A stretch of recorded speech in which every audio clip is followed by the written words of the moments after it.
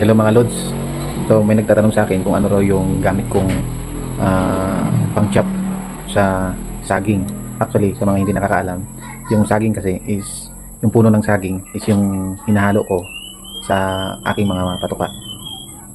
So ngayon, ituturo ko sa inyo kung ano yung ginagamit kong machine. So ito yung saging gamit. Ang unang gagawin natin, i-chop natin.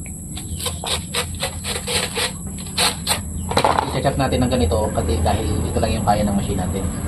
So i-chop natin. Dami.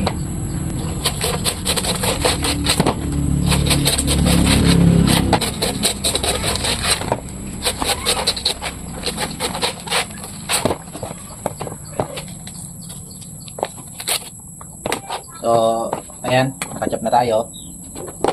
Ang gagamitin natin ito. At ito.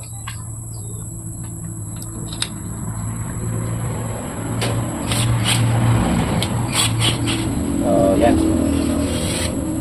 So, ayun. Gagamitan natin ito. Dito natin ipapasok. Yan. So, yung butas. Papasok natin ito. Yan.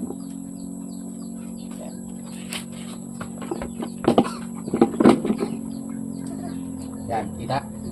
Yan. So, gawin natin. Kita.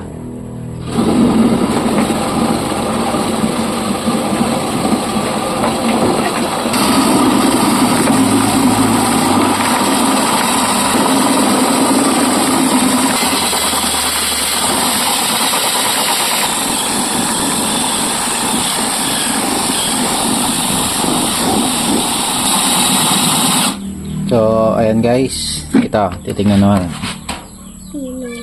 Pinong-pino siya. Kayang-kaya ng ating mga alagang manok.